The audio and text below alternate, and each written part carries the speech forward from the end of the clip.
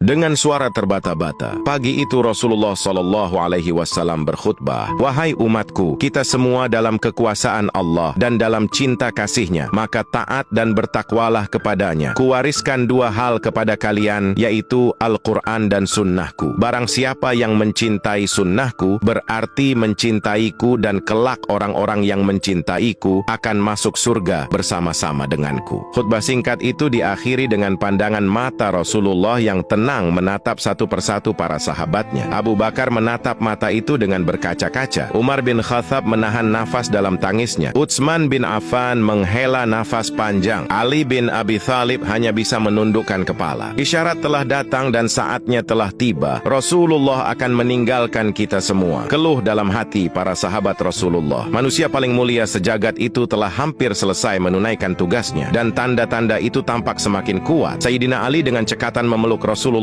yang begitu lemah dan begitu goyah ketika turun dari mimbar. Matahari kian tinggi, tapi pintu rumah Rasulullah SAW masih tertutup. Di dalam rumahnya, Rasulullah tengah terbaring lemah dengan kening berkeringat membasahi pelepah kurma sebagai alas tidurnya. Tiba-tiba dari luar pintu terdengar salam. "Assalamualaikum, bolehkah saya masuk?" tanyanya. Siti Fatimah tidak serta-merta mengizinkan ia masuk. "Waalaikumsalam, maaf ayahandaku lagi demam." Ia kembali menemani ayahandanya yang ternyata sudah membuka mata sembari bertanya, "Siapakah dia, wahai anakku?" "Tak tahu ayahandaku, sepertinya baru kali ini aku melihatnya," tutur Fatimah dengan lembutnya. Lalu Rasulullah SAW menatap putrinya dengan pandangan yang menggetarkan, seolah-olah bagian demi bagian wajah putrinya ingin dikenangnya. "Ketahuilah Fatimah, dialah yang akan menghapuskan kenikmatan sementara. Dialah yang akan memisahkan pertemuan di dunia. Dialah malaikatul maut," kata Rasulullah. Seketika Fatimah berusaha menahan ledakan tangisnya. Ketika malaikat maut datang mendekat, Rasulullah menanyakan kenapa malaikat Jibril tidak menyertainya. Kemudian dipanggillah malaikat Jibril yang sudah bersiap di atas langit dunia untuk menyambut kedatangan ruh kekasih Allah yang begitu mulia ini. "Jibril, katakan apa hakku nanti di hadapan Allah?" tanya Rasulullah dengan suara yang teramat lemah dan lirih. "Pintu-pintu langit telah terbuka. Para malaikat telah menanti ruhmu. Semua surga terbuka lebar menanti kedatanganmu," jawab malaikat Jibril. Dan ternyata itu tidak membuat hati Rasulullah lega. Matanya masih begitu tampak penuh kecemasan. "Engkau tidak senang mendengar kabar ini ya Rasulullah?" tanya malaikat Jibril. "Katakan kepadaku bagaimana nasib umatku kelak?" lanjut Rasulullah. "Jangan khawatir ya Rasulullah. Aku pernah mendengar Allah berfirman kepadaku, kuharamkan surga bagi siapa saja kecuali umat Muhammad telah berada di dalamnya," jawab malaikat Jibril. Detik demi detik semakin berlalu. Saatnya malaikat Israel melaksanakan tugasnya. Perlahan ruh Rasulullah ditariknya. Tampak sekujur tubuh Rasulullah bersimbah keringat. Urat-urat lehernya menegang. "Jibril, betapa sakitnya sakaratul maut ini." Rasulullah mengaduh lirih. Fatimah tak kuasa menatap ayahandanya. Dibiarkan matanya terpejam. Sayyidina Ali yang berada di sampingnya menunduk semakin dalam. Malaikat Jibril pun memalingkan muka. "Jijikkah engkau melihatku hingga engkau palingkan wajahmu ya Jibril?" tanya Rasulullah pada malaikat Jibril, sang penyampai wahyu itu. "Siapa yang sanggup melihat kekasih Allah direnggut ajal ya Rasulullah?" kata malaikat Jibril. Kemudian terdengar Rasulullah memekik karena merasakan sakit yang tak tertahankan. "Ya Allah, dahsyat sekali sakitnya maut ini. Timpakan saja semua siksa maut ini kepadaku, jangan pada umatku." Badan Rasulullah mulai dingin. Kaki dan dadanya sudah tak bergerak lagi. Bibirnya mulai bergetar seakan hendak membisikkan sesuatu. Ali segera mendekatkan telinganya kepada Rasulullah SAW. "Ushikum bisyalati wa ma malakat aimanukum." Aku berpesan kepada kalian, jagalah solat dan peliharalah orang-orang lemah di antara kamu. Di luar pintu, tangis pun mulai terdengar bersahutan. Sahabat Rasulullah saling berpelukan. Fatimah menutupkan tangan di wajahnya, dan Sayyidina Ali kembali mendekatkan telinga di bibir Rasulullah yang mulai tampak kebiru-biruan. "Ummati, ummati, ummati." Bagaimana nasib umatku, umatku, umatku? "Inna lillahi wa inna ilaihi raji'un." Berakhirlah sudah riwayat hidup seorang manusia yang kemuliaannya tak ada yang menandingi. Seorang manusia pilihan yang telah memberi sinar cahaya terang dan membawa kita terbebas dari kegelapan. Sosok yang begitu cinta kepada umatnya. Di saat ajal pun Rasulullah tidak memikirkan anaknya, istrinya, atau yang lainnya. Dalam hatinya Rasulullah begitu gelisah memikirkan nasib umatnya.